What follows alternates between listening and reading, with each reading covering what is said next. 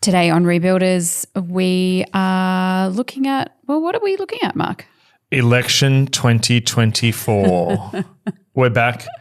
And what we're doing today is trying to get beyond the partisan takes and look at the big dynamics that can affect the US election, but also such a huge percentage of the population of the world is voting this year. What are some of the election results that have already happened? Tell us about what's going to happen in the US election, what's going to happen in other elections. Where are the political winds blowing? What are the trends that we're forecasted on this podcast playing into all of this? We're excited. It's a bumper episode. It sure is, and we are ready to get into it, so join us. Welcome to Rebuilders. My name is Liddy and I'm here with Mark and Daniel. Welcome back all. We've not been together for some time. Quite some time. It has. It's been a month, I reckon. We Yeah, did at least. the David Thomas episode. Yes, great Daniel. episode.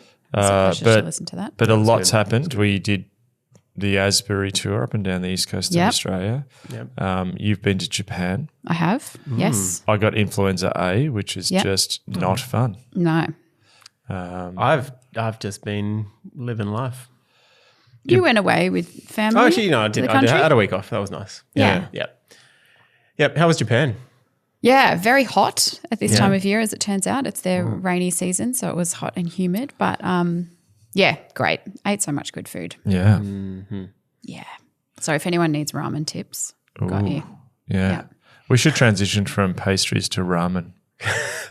Just a steaming bowl of ramen next Just for to winter. each of us. That would Yeah, Yeah, that'd be great. I feel like the options are limited Yeah. here, though, which is a real shame. So, okay, we're now going to be taking the podcast to Japan. Oh, that'd be great.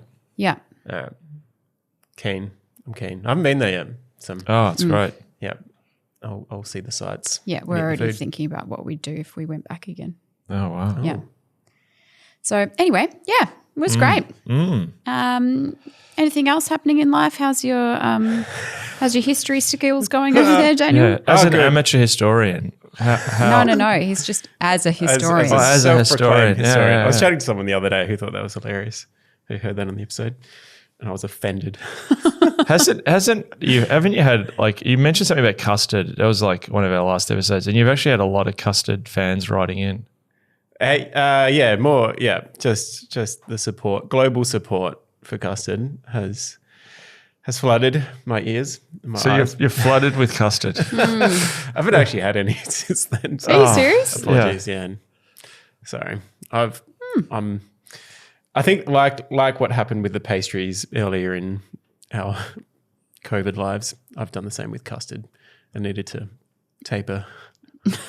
One of the lovely Stop things, eating the custard. people do is that when we often visit places, people will provide us pastries. Oh, which yeah. is, which is So great. speaking our love language. But I think now the pressure's going to be on. You know, there'll be like ramen for Liddy, Right, yeah. Yeah. and Daniel a bowl of cold custard And a bowl of hot custard. and a bowl of hot custard. It's just, What are they providing for you?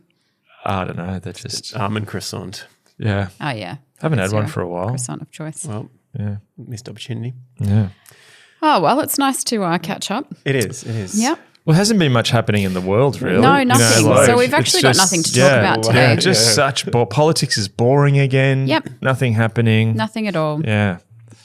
It's basically the news reporting on, I don't know, cute photos of dogs. Yeah. Cows being born. Yeah. Well, that's nice, isn't it? No, actually, it's been a really crazy time. Yes. Obviously, we've got the US election coming up. There's a bunch of crazy stuff happening around that. And in today's episode, we are obviously going to look at politics. Yes. But probably from a bigger perspective, as we tend to do on this podcast, sort of drawing together some of those trends that we've talked about before and highlighted, particularly in our final episode of last year, some of the trends that we looked at for 2024 and how we're sort of seeing them come about. Yeah. But yeah, before we sort of get into it, particularly in US politics, it's been a hectic week. It has. And I think part of the what we want to do with this is, reflect on some of the US politics because it really does affect the whole world. But also have a bit of an international perspective. Obviously, Yes. not being in America, we're not as drawn into the polarized sort of nature of that. We're not voting, although weirdly it affects us it affects some people in smaller countries possibly more than their own Yes. election, Yes. which is interesting. But I mean, let's just go back a little while. There was the debate, which seems like a lifetime ago, where it just became clear to many people, which I think, interestingly, it had been clear to many people, but just became clear to obviously a lot of key players in the Democrat Party that Joe Biden was not had the physical capacity to compete or be a viable candidate against Donald Trump. Donald Trump was already in quite a strong position electorally, ahead in a number of the swing states. One of the really important things for people to remember as they follow the US election is it's not so much the popular vote nationally. There's really a few key states that determine the election, many in the sort of Rust Belt.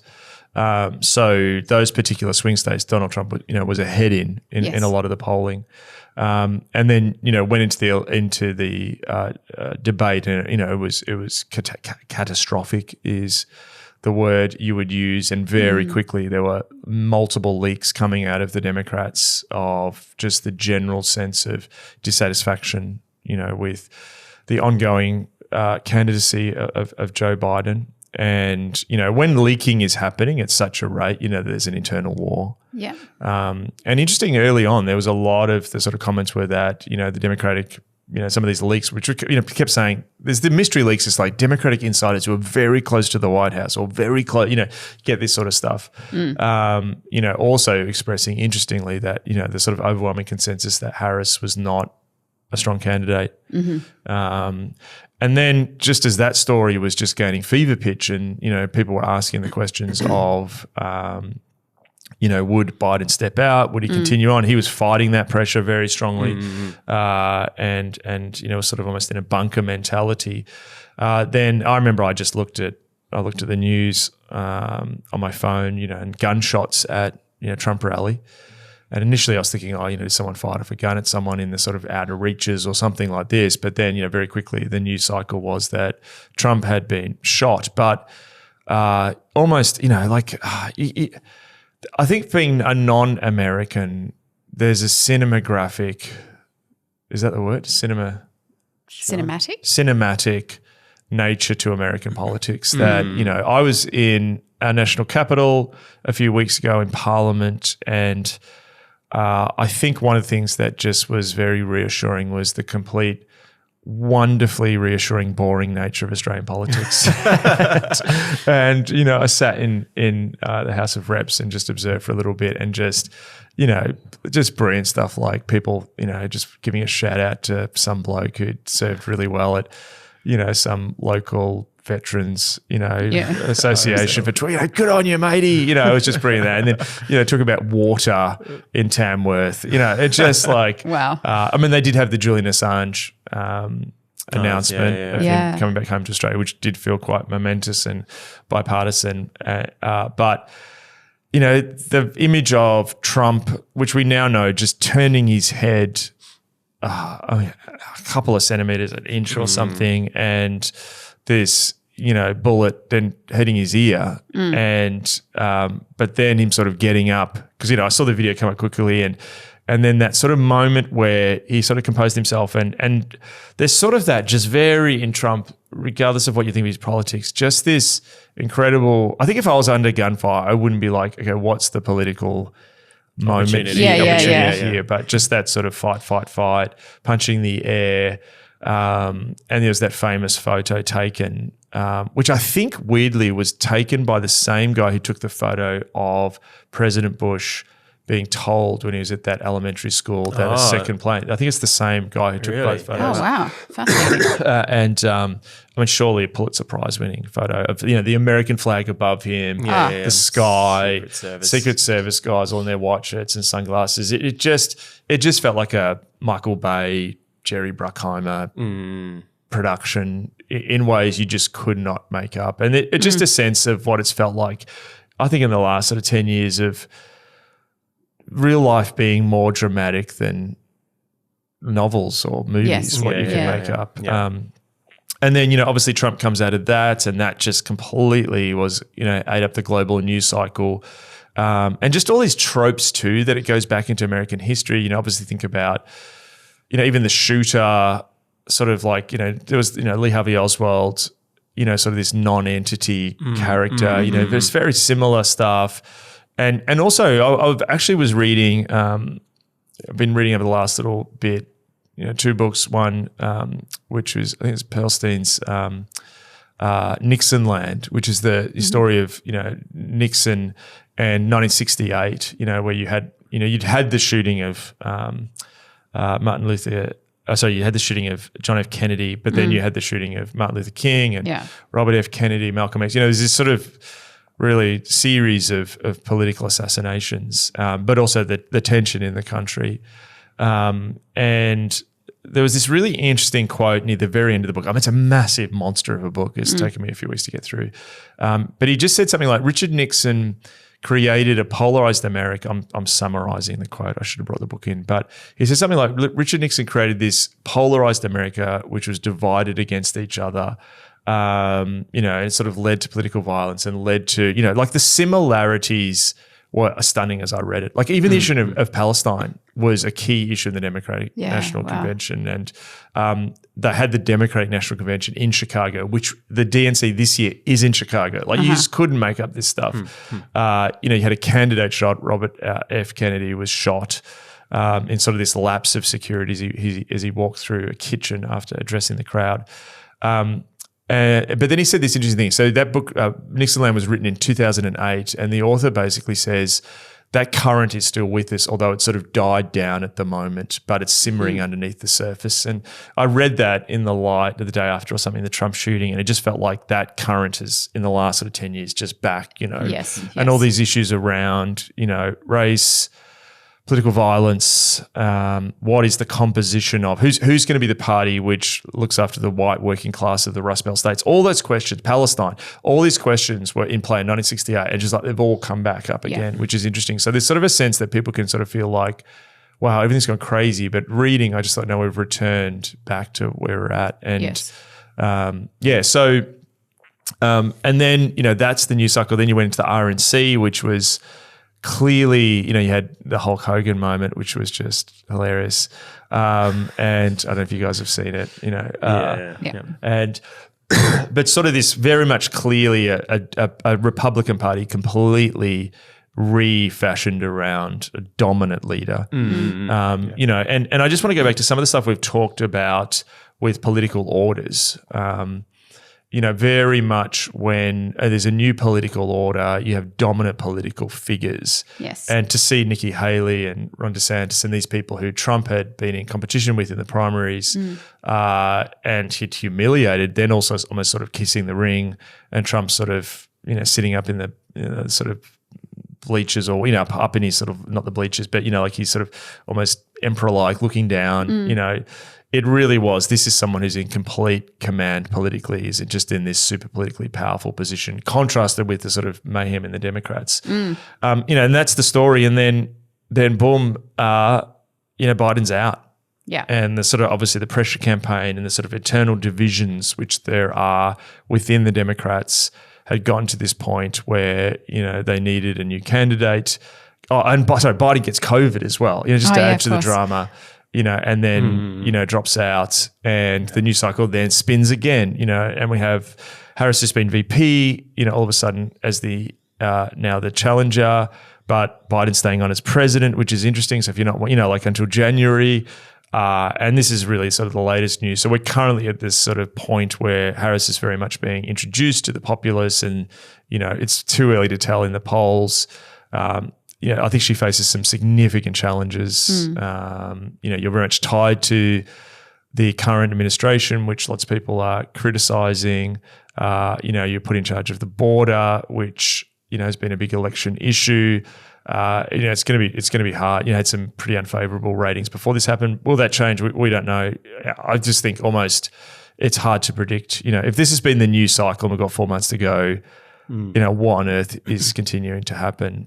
So I think all of that has just brought politics and electoral politics back to the center again. And there is a sort of sense of, where is this all going? What is happening? And I think if you're watching this, particularly if you're someone in the United States, but I think everyone around the world, it's dizzying. This has just been an utterly dizzying couple of weeks, and I did have the flu, so I was at home following a lot of this, watched lots of the RNC, but even just watching it and reading lots of takes just feels like analysis are like trying to comment on uncharted waters. Yeah. And look, we have talked a lot about the US election, but that's not the only election that's been going on. No. Well, interestingly, I think these things have kind of overshadowed some of what has happened in the last couple of months. Yes, like the British election. Yeah. French assembly. Yeah. So how about we take a look at them all? Obviously, US politics will probably play a bit more of a role in some of this conversation just because of the gravity and craziness of it. But we're going to look at sort of 5 trends to watch for in elections in 2024. And obviously we're halfway through, so some of those trends are already emerging and happening, but some are still maybe yet to emerge. We're not really sure. So shall I kick us off? Yeah. Great. I was just going to say, but sorry, before we jump into the particular areas, I think what we're trying to achieve, I just was thinking about what are we trying to achieve here? I think particularly the US media is so polarized now. It's almost hard to get good analysis on what's happening. Yep. And, whether it's the right-leaning media, the left-leaning media, it is just so polarized. It almost feels a bit like, previous eras of like government, like sort of government-sanctioned propaganda. That sounds extreme, but it really does feel like that at times. So I think like what we're going to try and achieve, because who needs more people to talk about this election? But I think what hopefully we can offer today is a bit of a broader analysis of what's happening beyond those sort of like, very polarized takes. Yeah. And again, this is aiming to serve leaders who have faith in ways to pray, ways to understand the people that you're leading and the political affiliations that they might have and all sorts of nuances in the way that they play out in, our various communities across the world. So that's kind of the intention behind it. Yeah. All right. First trend I'm going to talk about. So from left versus right to incumbents versus insurgents. Yeah. So looking at some of the trends that we've seen playing out in elections and, always got caveats. Caveat number one is national elections are very connected to the national cultures and political dynamics of those countries, and you have to understand that. But I do think that there's some broad trends that are happening in our sort of global culture at the moment. And one of these is a question that lots of people have asked me, particularly as we've seen in Europe, a swing to the right. In Argentina, you saw Javier Milei come in, a swing away from the Peronist, sort of more left-leaning government to sort of more libertarian right. In New Zealand, we saw a swing to the right. You've seen this in many countries across the world, and probably the fact that Donald Trump seems like he's in a more powerful position now after everything that's happened in the last few years. For many people, the question they're asking, is the world swinging to the right? Yes. Is there a trend where that's happening? Yes. But I think that we need to think beyond, and particularly thinking forward to November election in the US, I would say that there's some counter stories in that. So, for example, we saw in the UK election, which just happened, the centre-left party, Labour, defeat the Tories, which is the Conservative Party, quite astoundingly large win, and you saw a swing to the centre-left. In the Australian election, which was not in the last year, but when was that, about 18 months? How long were we for the election? It's like 2.5 Two and a half years ago. We saw, again, a swing to the centre-right as the Australian Labor Party gets in. We saw in the French Assembly elections this sort of coalition of the left, which was a number of political parties from Greens to Progressives to hard left, beat out what people thought would be Marine Le Pen's sort of hard right. So is it happening everywhere? No. But I think they're behind this. This is left less a polarization issue of is the right winning, is the left winning, to the overarching dynamic we can see is that incumbents, those who are currently in power and who have been in power for the last term or the last few terms are finding it difficult. So those who have held power, sometimes in political history, you have a sense of power because you're the one there. People think of you as the president, the prime minister, the government. But power is shifting from those incumbents to insurgents. So the ones attacking those who have been in power. So for examples of this. So, Narendra Modi, who is, the prime minister of India, there's the Indian election, which is just an amazing endeavor of just counting votes in a massive country in terms of population, but just geography, topography, incredible. And the sense that the BJP, which is the sort of Hindu-aligned, right-wing party, was completely dominant. And whilst they still won the election, there was a bigger swing against Modi and more dissatisfaction against Modi than people anticipated. Yes. So we did see a pushback against incumbency there. In South Africa, we also had the South African elections. Very much since the end of apartheid, the political party that's been in power, it's been the African National Congress or the ANC. And whilst again they won, there was again a pushback against the ANC, and it's this party was seen as so dominant, and they've had to go into an alliance with the Democratic Alliance, which is a party who traditionally they would not have been in an alliance with, to hold on to power. But again, you've just seen a genuine sense of frustration against incumbent governments, whether that's in France, where Macron went early to an election because he could sense the dissatisfaction in the country with the parliamentary elections. You're seeing that it's less about whether there's a left-wing party or a right-wing party or a centrist party in power. People are really frustrated with those who are in power. That's the overarching thing. And interestingly too, that even within political parties themselves, this dynamic's playing out.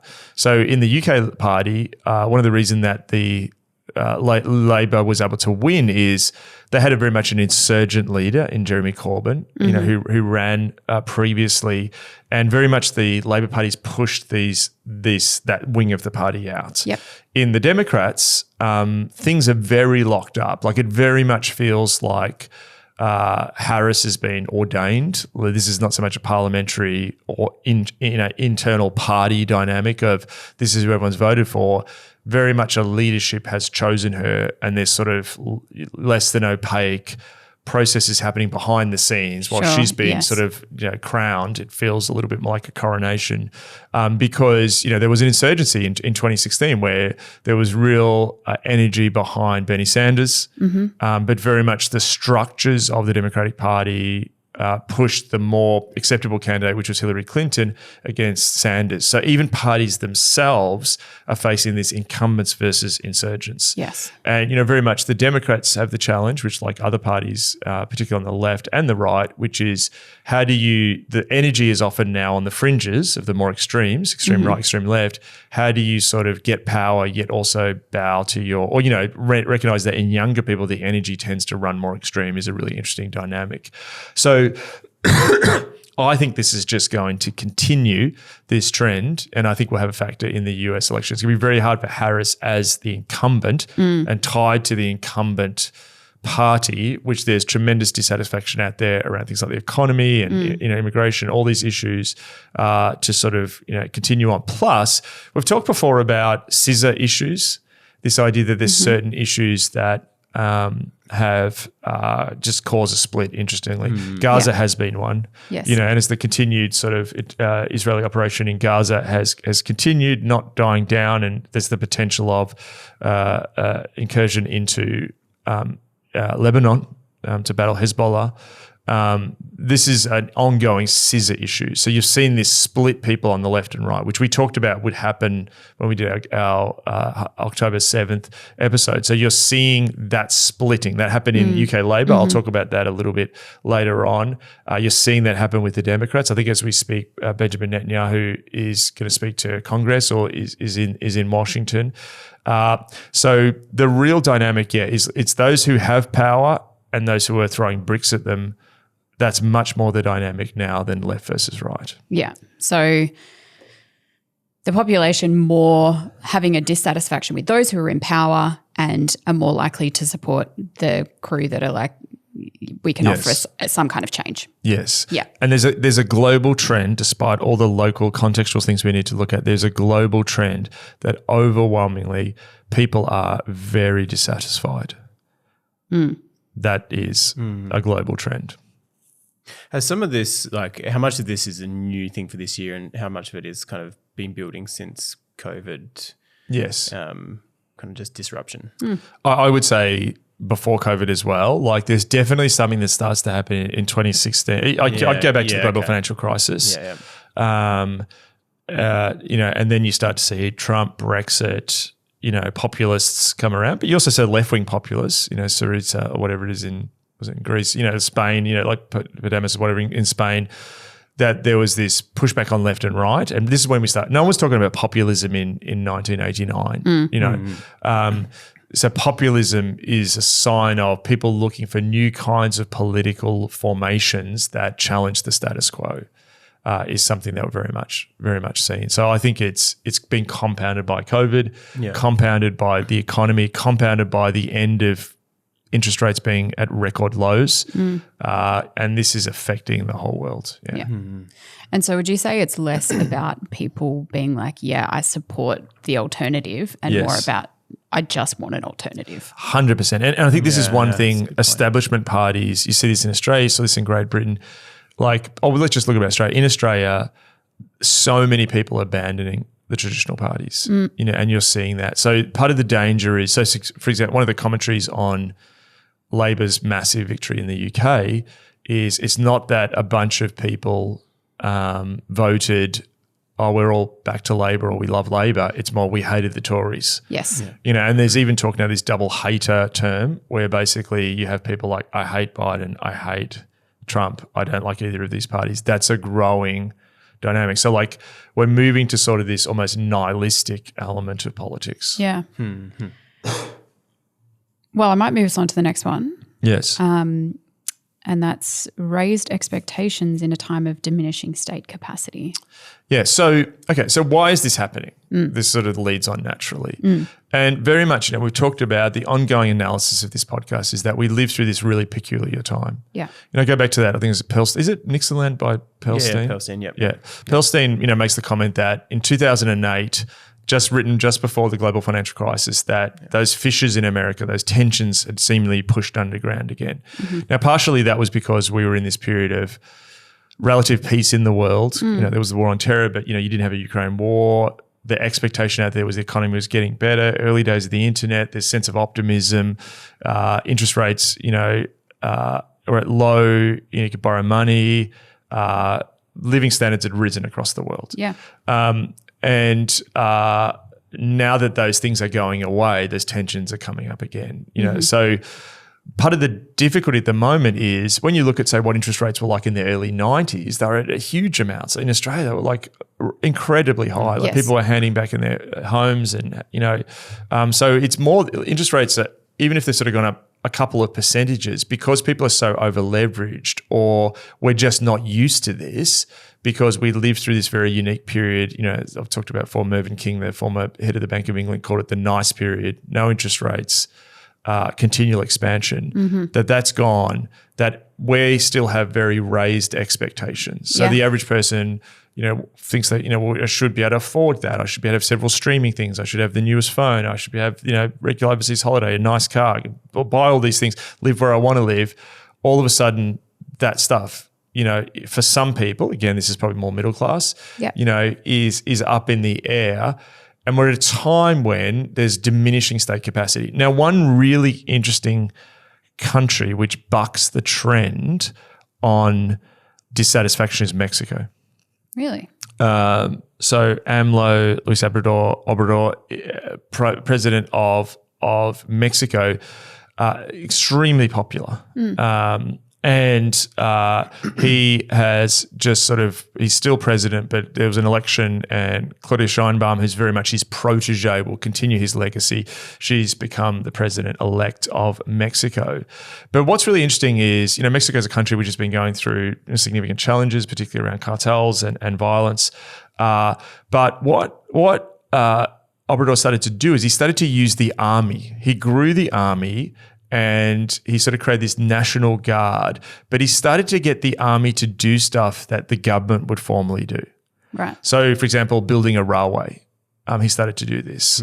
And what he began to realize is that there's diminishing state capacity to do stuff, and he got the army to do it. So you see this in Australia. You see there's a flood, whereas in the past there'd be civil authorities that go and help with the flood. Now they're send in the army. When COVID happened and there were quarantine hotels, send in the army, because they realized that the bureaucracies that we're still paying for and that are meant to run government, that they've become so sclerotic with bureaucracy, their capacity is not the same. So state capacity is diminished. So, for example, when the Ukraine war begins, people like Russia's going to fall over. The West is just going to outproduce. We're so much smarter, got better tech. But then you have this embarrassing fact that the North Koreans are producing more bullets and shells than the EU and the US. This is embarrassing. So this is a state capacity. And we've talked about this before, the US has forgotten how to cut a certain steel that can make icebreakers. Yeah. So one read of the Trump assassination, to go back, is, people are like, is this a conspiracy because how did this guy, he's just rocking around, acting suspiciously. He's on the roof. There's videos of people yelling out. How does he get on this roof near the president? Was there conspiracy? Who knows? Maybe, not studying conspiracy theories. I'm just saying that's always a fact. So that's always a possibility. But I listened to this podcast, and it was a political podcast that came out on the day of the Trump assassination, and they were interviewing this guy saying, and it was recorded before the assassination. And the host said to this guy who's a sort of political expert, they said, could we see political violence or assassinations happen, in US politics? And he said, look, what's different to 1968 is security is so good now. The Secret Service, they're just so good now at what they're doing. And then within 24 hours, there was honestly felt Keystone Cops, some of the sort of security around this, and now both sides of politics are I think the head of the Secret Service has just resigned. And I thought about this and thought, what if this is another example of diminishing state capacity? Yeah, okay. And what if actually the security, we've got all this mythology around the security that, we're going to be able to stop people like this. But what if we're not as good as we once were with stuff? And so what I'm saying here is the other dynamic happening is there are levels of complexity and crises coming against states that are beyond the capacity of single-term governments to deal with. Yeah, okay.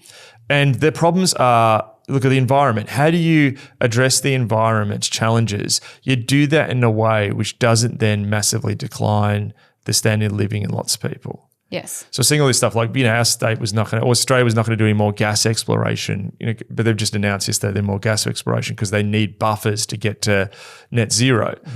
So all of a sudden, all these things that 10 years ago, like AI or the war in Ukraine, or how do you stop the Middle East going into a conflagration? How do you stop Taiwan? How do you deal with the economy at the moment, which is massively over-leveraged with debt?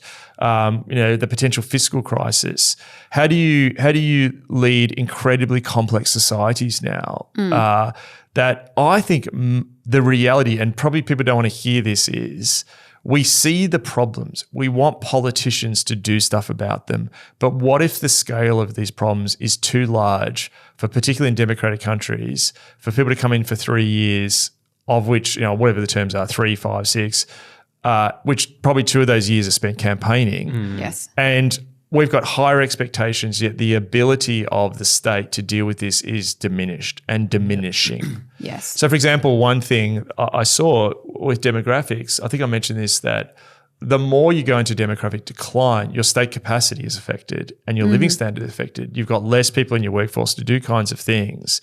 So I think one of the things that is going to drive this election, but the elections going forward. So one thing people need to realize that whoever gets in the US election, it's almost a poison chalice now. And it's really interesting.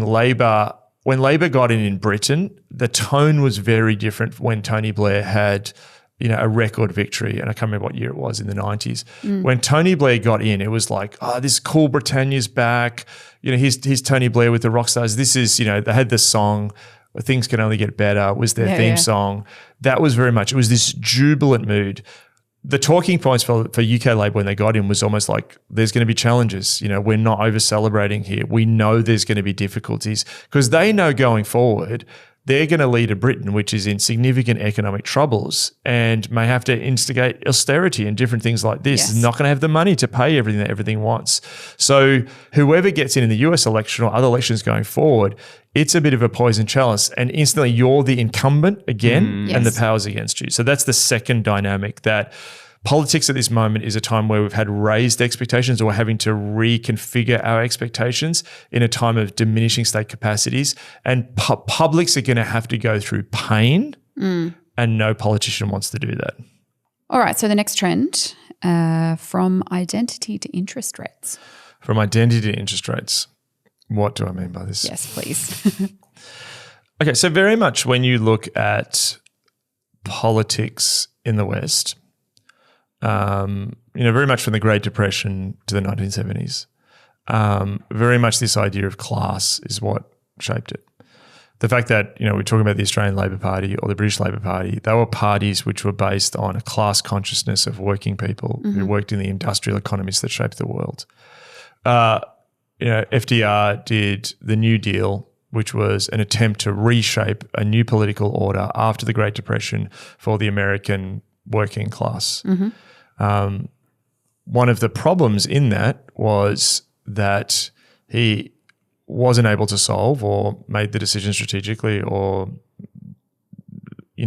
deliberately to not deal with the issue of race in the US, which is an issue of identity.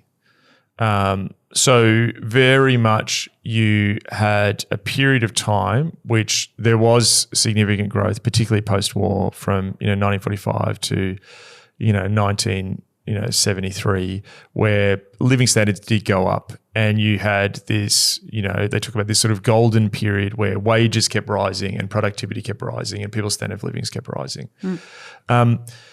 In the 1970s, as that standard of living rises and working class people get more money, they have better unions, they have greater representation. Really interesting. Jefferson Cowie, in his book Staying Alive, I think it's The Last Days of the American Working Class, talks about the fact that what you see is this transition in the 1970s. There's a whole bunch of reasons why this happens. I won't go into them all, but it shifts from very much a class consciousness based on you're getting paid this much, your union's representing you, this factory's going to continue, they're the issues we want to see, to more individual identity politics. Now, this happens on the left in terms of you start to see some of those things which weren't addressed around women's participation in society or the issue of race in the United States or other places. They start to come to the forefront as you have the new left, as it was called, come in. But in the same way, it plays out on the right. So it's less about, hey, you lot are going to get paid this amount of money. It's now you start to see politicians talk about, well, we're going to stick up for the rights of ordinary working people, or really what they're sort of doing is speaking to this very much this white working class in these rust belts, all these, and they weren't fully rust belts at that stage. Yes. And what you see this shift is from very materialist concerns around economics to then identity. Yes. And this very much defines up until our current day. Yeah. And you just see an increasing intensification of identity politics.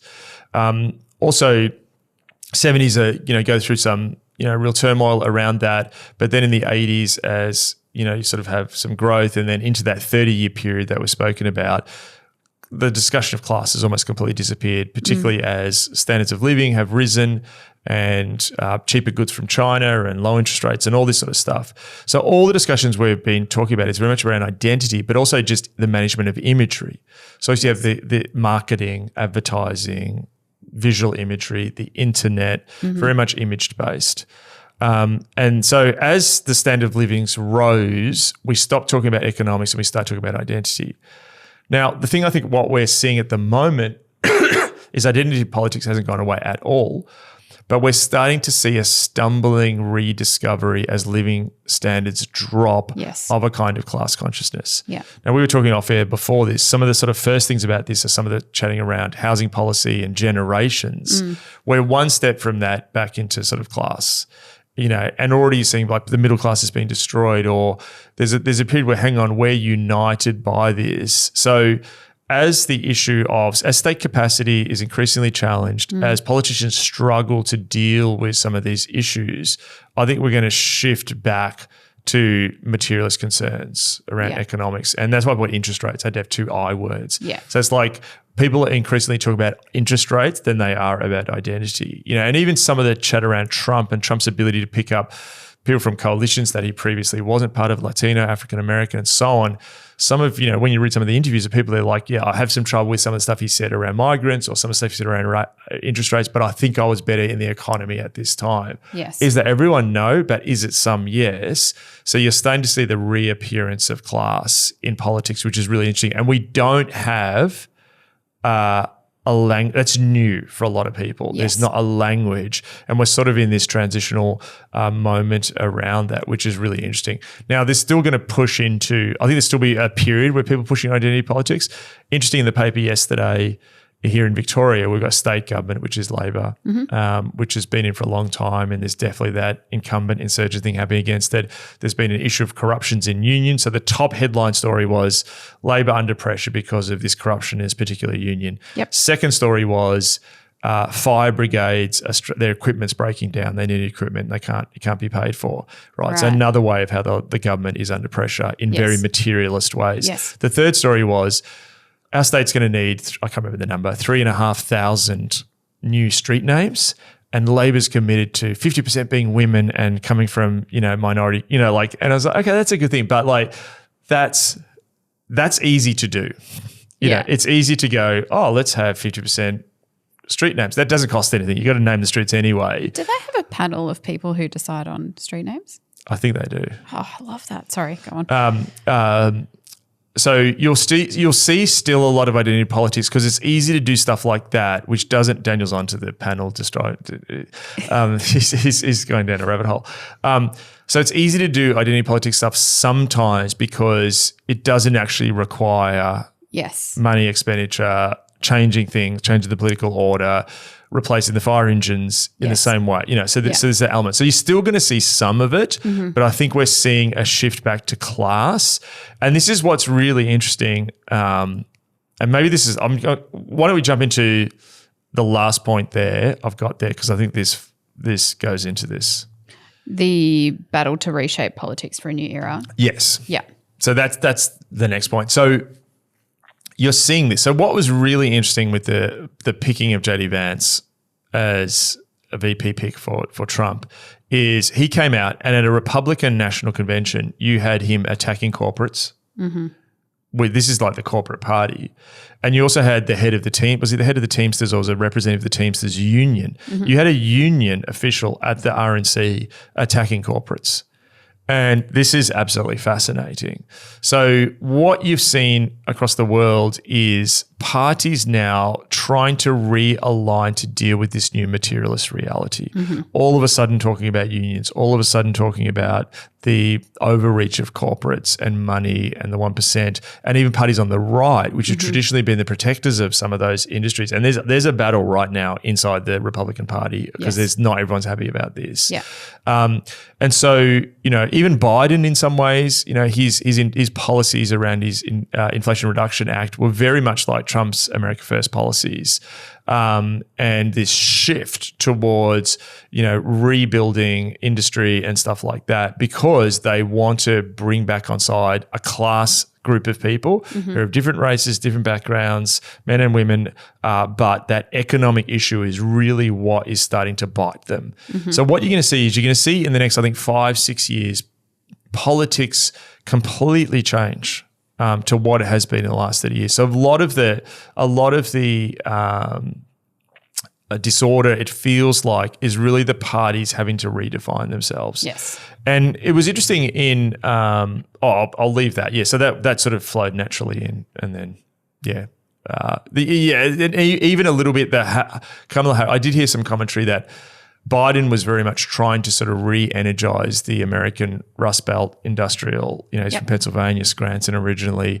That's a more traditional Democrat understanding, whereas Harris is very much more aligned with California, Silicon Valley money, and the economy of California is very much driven by the Silicon Valley, much more China friendly, where Biden's been in a trade war with China. Yep. So that's one of the interesting battles within the Democrats, but also it's happening within Republicans. And will we see that then morph into two things in the future, which gets beyond the parties, if that makes sense? Mm-hmm.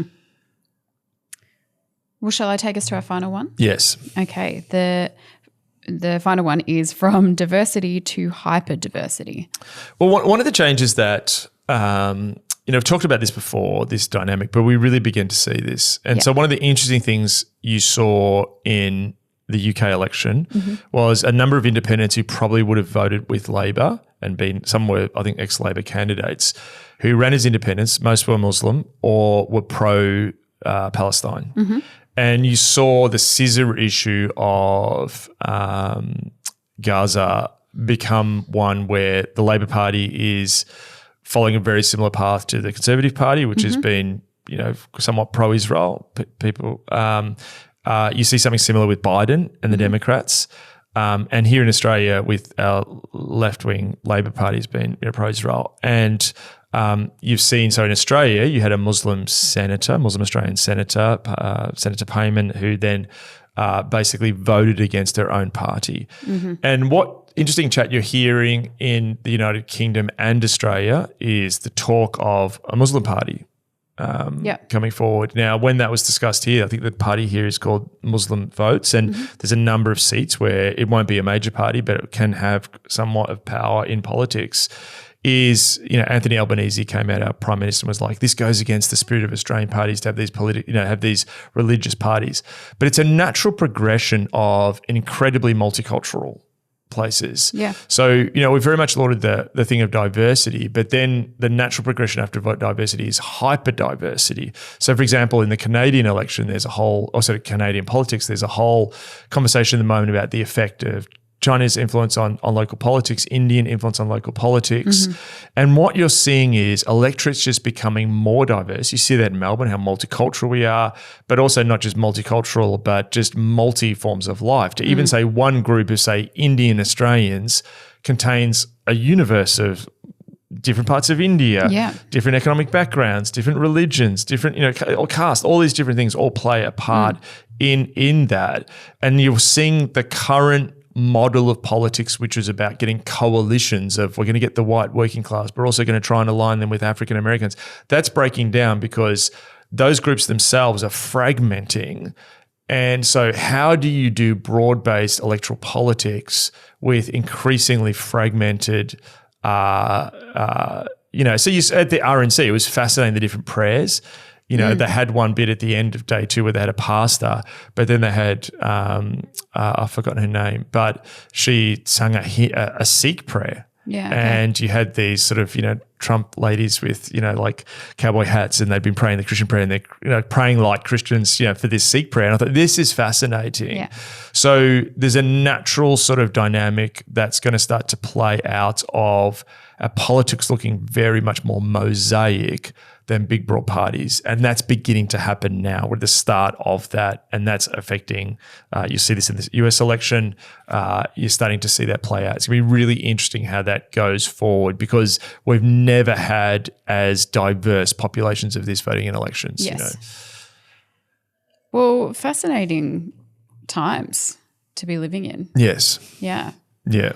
I wonder if it would be worth finishing on, I guess, a note of encouragement for leaders as, we have listeners from all over the world. You may be in countries where there are elections happening this year, or an election has happened. I don't know. What's your encouragement, Mark?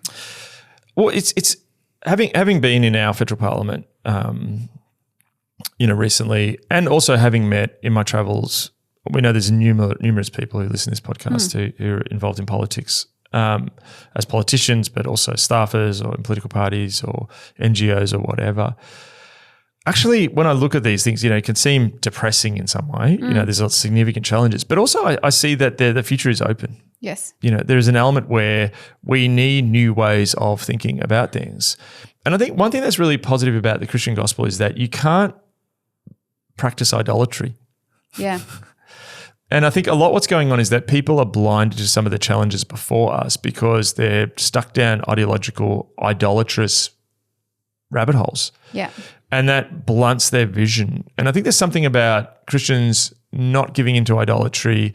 And even that means you have to, in a sense, question your own political biases in certain places that actually is almost a bit of a superpower, to be honest. And so I think about these things of, how do we do environmental policy? How do we do economic policy, housing policy? There's people out there, not everyone works on all of these things. They may just work in one area. But I just think, having met Christians in working in these spaces, I'm just really encouraged. And I think that there's tremendous openness as some of our political scripts that have been running for half a century are not working anymore. That creates an open future. That creates a point where I think people are going to have open minds. And I think that there's actually a tremendous opportunity for Christians to do some incredibly creative work in these spaces. Yeah. And, it's happened throughout history. We've seen the effect of, we often talk about Christians in politics and the negative side of that. But there's many good stories. David Thomas was here with us on the last episode, and he just said to us offhand, he said he'd been reading the story of just the different effects of the church in terms of, positive things in Australian culture around workers' rights or 40-hour week and all this. He was amazed at the effect, that's happened. And, so I think that what if we're at a moment like that again? We've talked from a renewal sense of how the coming to the end of a lot of these things is leaving a lot of people in a sense of nihilistic existential crisis, which opens to the gospel.